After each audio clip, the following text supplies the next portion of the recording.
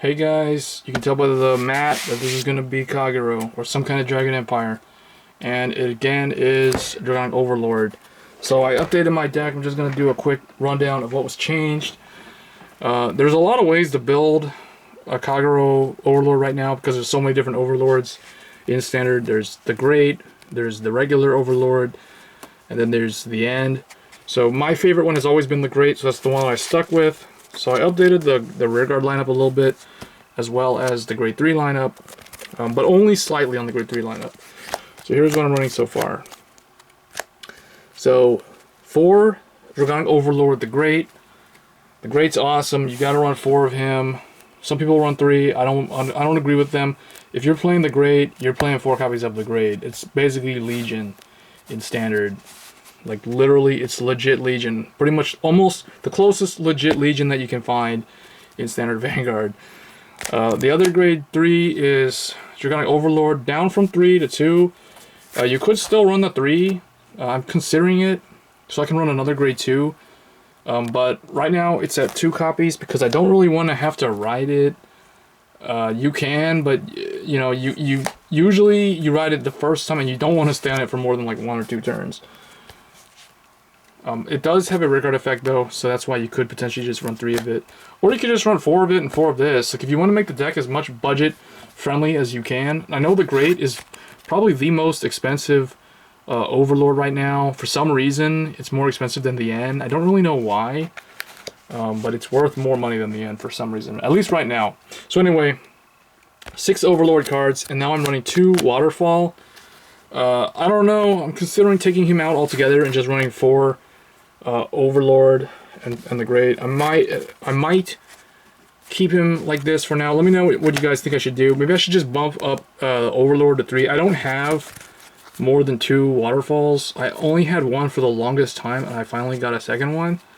So ideally, I guess you would run 4 Waterfall and 4 the Great, because him as a turn 1 ride, after playing the deck quite a few times now with him as the first Vanguard, it's not that bad. You basically, when you play someone Vanguard as the first grade 3 or second or third, whatever, you get to choose one of your opponent's grade 2 or greater and retire. So basically, you blow something up in the front row for just straight up riding him. There's no counter, less nothing. And then when he attacks, he has that, you know, the end game effect where he gets 10k and a crit. You Soul Blast a grade 3, and he gets 10k and a crit, and your opponent can't use Sentinels to block. So yeah, that's basically why he's in here. He's the end game. He's a finisher card. Nothing more to say about him. He's been around for a long time. He's from set 1, so he's been around for a while. People have been playing Standard, probably already know about him. Anyway, for grade 2s, 4 Neoflame. You gotta run 4 Neoflame. It's legit Legion. You cannot run 3 Neoflame or 3 the Great. You know, like, you gotta run 4, both of them in this deck. That's the way it works. That's the way it's meant to work. When you call him, basically when you ride him as turn 1, like the first grade 3 or the last grade 3 or any grade 3, you straight up get to call Neoflame from the drop zone. So you're gonna want to, like, do things with him, like poke as much as you can, annoy the opponent, intercept him off as fast as you can, because you know he's gonna come back later. And the opponent oftentimes will just ignore him, because they know that he's going to come back if you ride the Great. So it's, yeah. So Neoflame is pretty awesome in here. He also has that ability to, basically, the Legion attack, right? When Overlord the Great attacks, he gets 5k power. So you can, like, swing with him, restand both of them. Then he gained, like, when the Great attacked, he gained 5k, so he's permanently +5. Then he attacks again, then he gets to attack last. So it's kind of like Blaster Dark in like the Revengers Mordred Phantom build. That's the kind of the way I see it. It just doesn't get you any really big numbers the way that deck does, because of all the force markers on that, in that style Mordred's effect. So anyway, the other grade 2, I finally now have 4 Berserk Dragon, and I am so glad that this deck has 4 of these now. The deck just feels so much better with 4 Berserk Dragon. He just, like, he blows up anything, basically. Doesn't matter if it's in the back row, front row, grade 1, grade 3, all the grades. Basically, when he's placed on Vanguard or Rearguard, you get to counterblast 1, Soul Blast 1, blow something up. And if he's on the Vanguard circle, you draw a card. So he's your best turn 2 ride. And when he attacks a Vanguard, if you have more Rearguards than the opponent, he swings as 13. So against a Force Vanguard, that's really good. You just have to have more Rearguards than your opponent. And usually you will, unless you're up against like Gold Paladin or something, and they can always maintain a full field for very cheap. Alright, next grade 3, or grade 2, there's a lot of different options. Now, there's a grade 2 that I can run that allows you to look at the top 7. Basically, when you Soul Blast 2, when he's placed, I believe, on Vanguard or Rearguard, Soul Blast 2, check top 7, search for an Overlord. You blow something up, and you search for an Overlord. Let me know if you guys think I should run that over Nihilum. The only reason why I'm not running it right now is because it's Soul Blast 2, and the deck is already really Soul Blast heavy.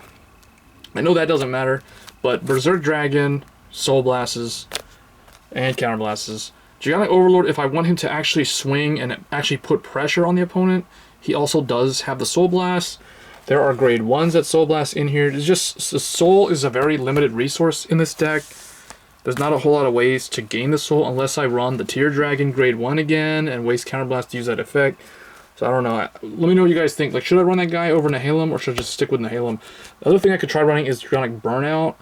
But I don't like that Burnout doesn't really work like early. Like this dude, you just call him to Rearguard Circle and you usually get to blow up one of your opponent's rear guards in the back row and then he gains 5k power. So Nihilum's still pretty good. For a draw deck card, he's still pretty good. So that's why I'm still running him. But let me know what you guys would run between him, the Overlord Searcher, or Dragonic Burnout. Those are the 3 that I'm looking at, or that I have the capability of running. I don't have a whole lot of other grade 2s to choose from, except those. Aside from running something like Streakin' or some really outdated BTL1 stuff. So anyway, for grade 1s, so now I'm running Sable Dragonute. So this is your best turn 1 ride, just like Berserk Dragon's your best turn 2 ride. When he attacks as a Vanguard, and if he hits, he gets to draw a card. So usually, like when you're up against, say, Revengers, they want you to deal them damage because they need to, like, use their Blaster Dart, or they need to go off and do some stuff on the second turn that requires Counterblast. There's lots of clans that just love to get that first Counterblast off of your grade 1 swinging at them. So they'll usually no-guard you, but when you attack with Sable, it makes them think twice. That's why I really like this card.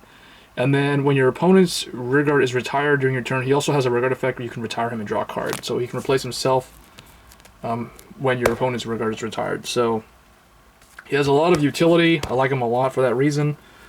So I managed to get a place out of him, and he works pretty good.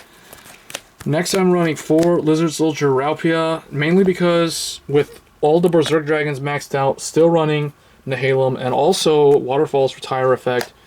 There's a lot of ways to have this guy gain power just from all the retire effects going off. So he usually can gain like 5 or 10k in a turn without any triggers, so that's pretty good.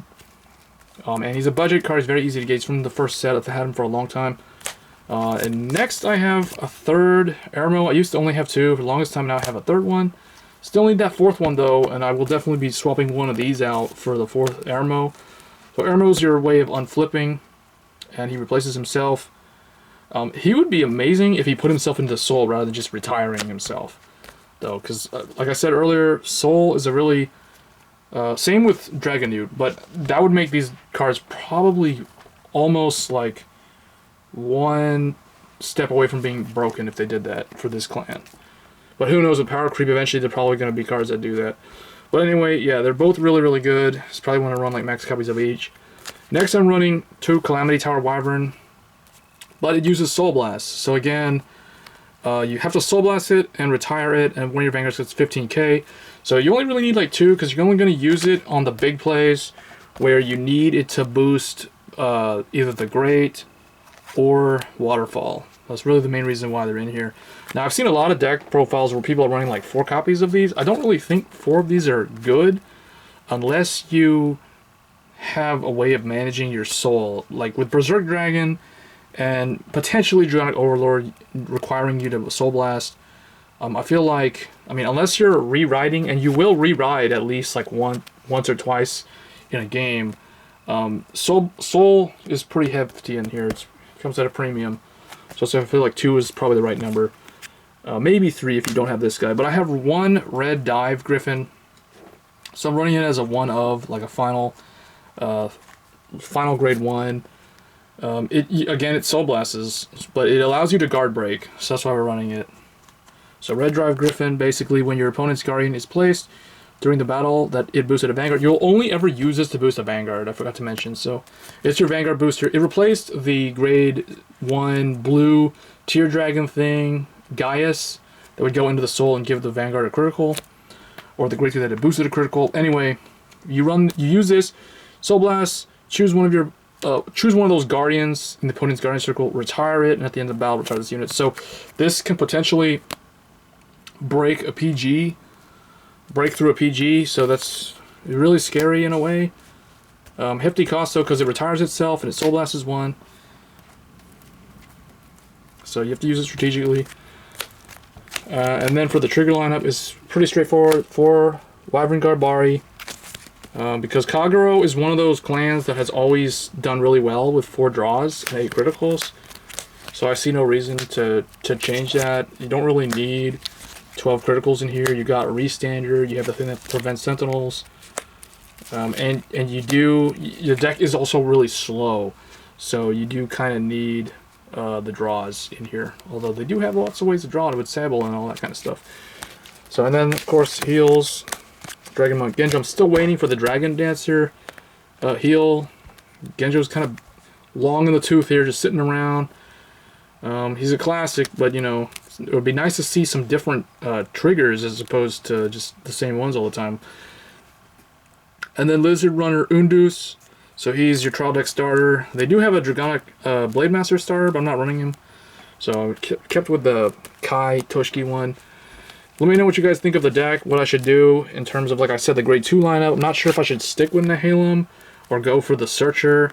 If I'm running only 6 Overlords, I feel like the Searcher is not really worth running over Nihilum. But if I take out Waterfall and go like 8 Overlord, or if I bump Overlord back up to 3 and run like 9 grade 3s, 2 Waterfall and 3 of him, and 4 the grade, then maybe it's justified. So I know what you guys would do in terms of the grade 2 and even the grade 1 lineup. Or even the grade 3 lineup, and I'll catch you guys in the next video. Thanks for watching.